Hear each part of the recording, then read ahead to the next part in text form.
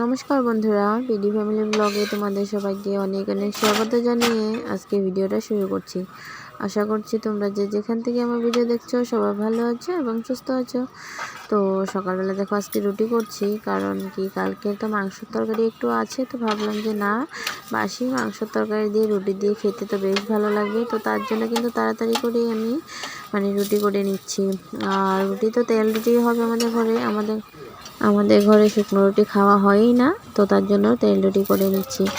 আর আমি রুটি করছি, আর ওরা দুনো ছেলে বাপ তিনজনই কিন্তু এখনও ঘুমিয়ে, এখন তো ঘুম থেকে উঠেইনি। ওরা ঘুমিয়ে থাকতে থাকতে আমার রুটি হয়ে গেছে। তো রুটি হওয়ার পর এদিকে দেখছি ছোটো সোনা একটু একটু করে উঠছে। তো দেখো ছোটো সোনাকে গুড মর্নিং বলার সাথে সাথে কিন্তু একটা হাসি যে দেয় না, কি বলবো, অনেক ভালো লেগে যায়। তারপর ওর পাপা শুয়ে আছে, তো ওকে বললাম যে তুমি আসো আমার কোলে। তো মশারি থেকে আস্তে আস্তে করে বার হয়ে চলে আসলো আমার কোলে। সকালবেলা ওঠার পরে না, ওই যে স্মাইলটা দেখতে যে কি বেশ ভালো লাগে, কি বলবো, সত্যি এই মুহূর্তটা অনেক অনেক মায়ার আর কি। দেখো ক্যামেরার দিকে তাকিয়ে তাকিয়ে ও হাসছে। তো আমার কাছে কিন্তু স্নান ধান সব কিছু হয়ে গেছে। স্নান ধান করে তারপরে কিন্তু আমি রান্নাঘরে ঢুকেছি। তারপরে এদিকে দেখো চলে এসেছি মশারি উঠাতে, আর তক্সা বাবা কিন্তু বসে আছে। তো ও মাত্র ঘুম থেকে উঠেছে, এখন বিছানাটা বসিয়েই কিন্তু স্টিপিটি করবে, তারপরে কিন্তু ও বিছানা থেকে নামবে। তো ওর রোজগার এই অভ্যাস, সকালে বিছানা থেকে উঠে ঠিকই তাড়াতাড়ি করে কিন্তু বিছানা থেকে সরে আর না, ওইখানে বসে ঠাকুরের নাম নিয়ে তারপর আস্তে ধীরে নামে। তো ওইদিকে কিন্তু আমি ছোটো সোনাকে একটু কুলে টুলে নিয়ে তারপর ওইদিকে ছোটো সোনার জন্য দেখো খাওয়া বানিয়ে রেখেছি। ওই বাটিতে জলের মধ্যে দিয়ে তারপর ফ্যানের নিচে রেখে দিয়েছি ঠান্ডা হওয়ার জন্য। তো ঠান্ডা হয়ে গেলে ওকে খাওয়াবো। ফ্যানের নিচে দিয়ে দিলে একটু তাড়াতাড়ি ঠান্ডা হয়ে যায়, আর না হলে ঠান্ডা করতে করতে আমার কিন্তু আর একটু টাইম নষ্ট হয়ে যায়। আর যেহেতু সত্যি কথা আমি অনেক ব্যস্ত থাকি, দুনো ছেলেকে নিয়ে একদম অনেক ব্যস্ত থাকি, আর সব কাজ আমার একা হাতে করতে হয়। তো তার জন্য একদমই আমি চাই না যে আমার 5টা মিনিটও নষ্ট হোক। তো তার জন্য তো এদিকে দেখো এই কম্বল টম্বলগুলো ভাঁজ করে নিচ্ছি। আর আজকে ভাবছি যে তোষকের কভারটাকেও রোদ্রে দেবো, আর কালকে যা যা বিছানাতে আছে মশারি বালিশ কভার এগুলো সব কিছু ধুয়ে দেবো। তো তার জন্য আর কি। আর একটা কথা দেখো, ঘরের কিন্তু ধুতে গেলে অনেক কিছু ধুতে হয়, কিন্তু সব কিছু ধোয়াটা কিন্তু সম্ভব না। তার জন্য যেতটুকু পারি কিন্তু ধুয়ে টুয়ে সাফ চিকন করে রাখার চেষ্টা করি। আর যেগুলো ধুতে পারি না, পরে কিন্তু শান্তির জল টল ছিটিয়ে দিই। যখন শরীরটা ভালো হয়ে যায় তখন সব কিছু শান্তির জল ছিটিয়ে এভাবে রেখে দিই। কিন্তু ধুতে গেলে দেখবে ঘরের কোনো একটা জিনিস বাদ থাকে না, সব কিছুই ধুতে হয়। ছোঁয়াছানি তো লাগেই, এক ধরলে আরেকের দিকে কিন্তু ছোঁয়াটা চলেই যায়। তো কত আর ধোবো আর কত আর মানবো বলো। তো যতটুকু পারি মানার চেষ্টাই কিন্তু আমি করি। তারপর এদিকে দেখো চলে আসলাম ব্যাগ ধুতে, ছেলের ব্যাগ। তো আজকে স্কুলে আর যায়নি, কালকে থেকে এক্সাম। তো ওকে বললাম যে আজকে আর স্কুলে যেতে হবে না, কারণ এক্সাম কালকের থেকে। তো তার জন্য আজকে এত একটা ক্লাসও হবে না, স্টুডেন্টও আসবে না। তো ভাবলাম কালকে তো এক্সাম, তো তার জন্য আজকে ব্যাগটা একটু ধুয়ে দিই, নোংরা হয়েছে।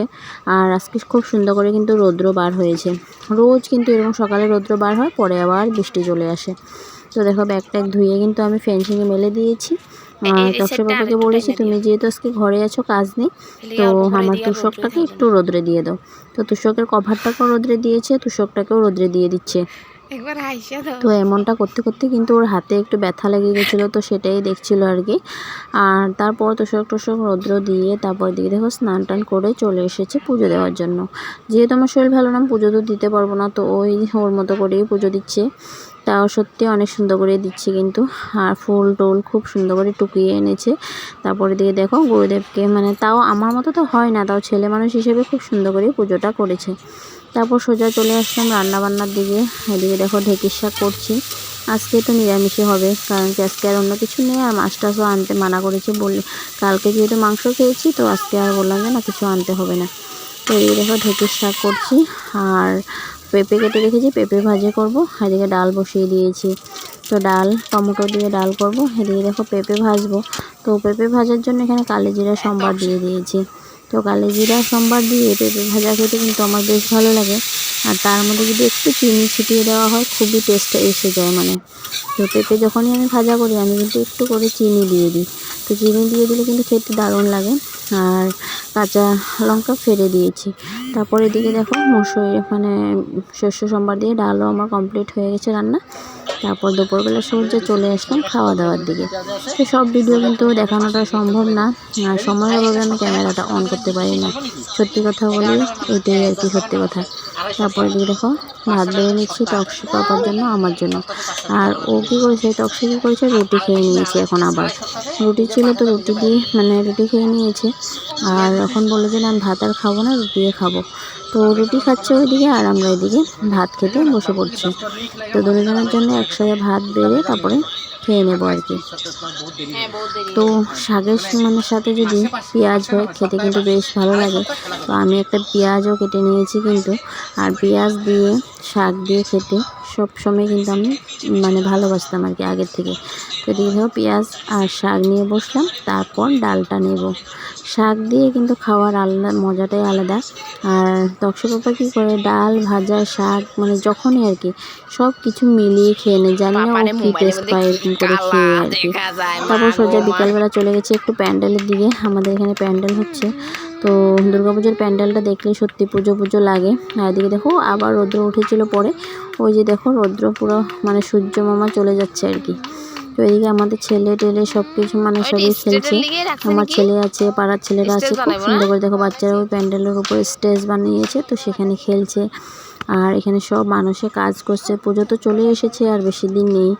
আর পুজোর প্যান্ডেলটা দেখে সত্যি অনেক ভালো লাগে মনটার মধ্যে। আর এদিকে দেখো ছোটো সোনাকে ওর কাকিমা কোলে নিয়ে দাঁড়িয়ে আছে। তো সোজা আবার এদিকে দেখো সন্ধ্যাবেলা চলে এসেছি। আর বালতির ঢাকনা ডুকনা কতগুলো ধুয়ে রেখেছিলাম, ছোটো সোনা এগুলো নিয়েই বদমাইশি করছিল। ছোটো সোনা আজকাল কিন্তু অনেক দুষ্টু হয়েছে, অনেক দুষ্টুমি করে। যেটা করতে মানা করব তো সেটা একটু বেশি করে করে। তো ঠাকুর নিদ্রা দিয়েছে, আর এদিকে দেখো এসে ও টানাটানি লাগিয়ে দিয়েছে।